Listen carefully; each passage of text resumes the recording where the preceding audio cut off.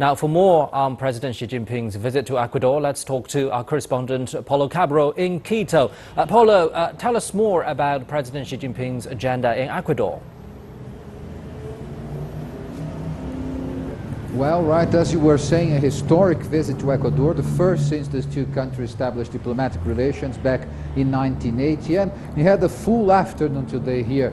President Xi Jinping, he had private meetings with President Rafael Correa, and after that they signed 11 different cooperation and agreements, treaties that are expected to have impacts in the relationship between China and Ecuador for many, many years to come.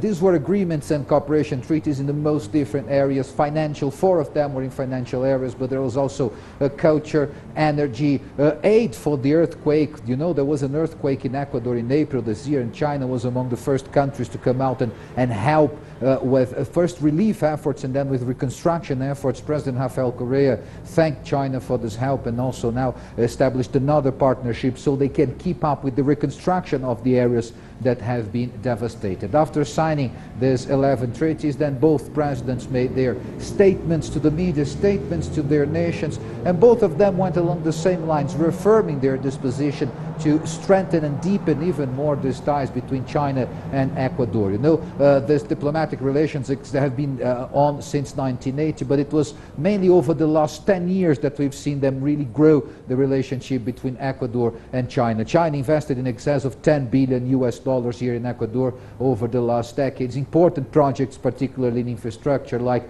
energy and transportation. And President Xi Jinping said in his statement that they do see Ecuador as one of the important strategic partnerships for China here in South America, here in Latin America. President Correa, on his side, said that he sees also as a very important partnership with China, and he said there is a difference when China cooperates with other countries because it does not attach political strings to the cooperation. It's more about doing business, more about finding opportunities that would be beneficial to both sides, unlike, in the words of President Rafael Correa, other hegemonic countries. Now, tomorrow President Xi Jinping will start the day in a ceremony in honor of Ecuadorian independence heroes in the Independence Square here in Ecuador, and then just by the square is Ecuador's National Assembly. President Xi Jinping will go there to talk also to Ecuadorian lawmakers. After this, another interesting step in this trip, he will inaugurate a power plant that's been built with Chinese funding and Chinese expertise.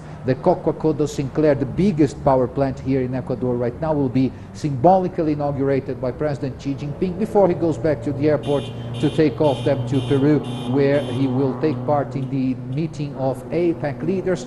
After the meeting of APEC leaders during the weekend, the last leg then of President Xi Jinping's trip to Latin America, the tour of 3 countries. He will end this trip then in Santiago, capital of Chile, where he'll have bilateral meetings with the government, with the Chilean government. Well, Paulo, have you talked to the local people? How do they view this historic visit?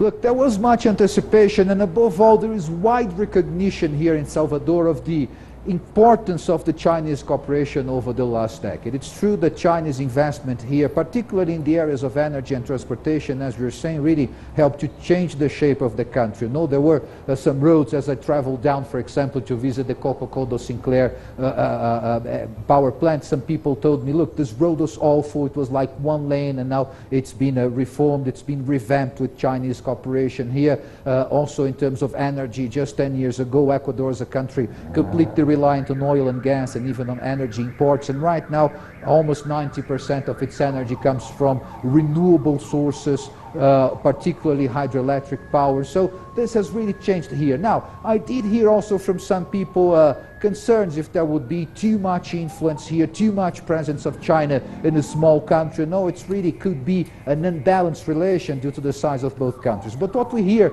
from government officials and also from analysts is pretty much what President Correa has said, that Chinese help or Chinese cooperation has more to do with investment, with finding good business opportunities than with attaching political strings to whichever funds come to the country to invest in infrastructure. Thank you very much. Our correspondent Paulo Cabro in Quito.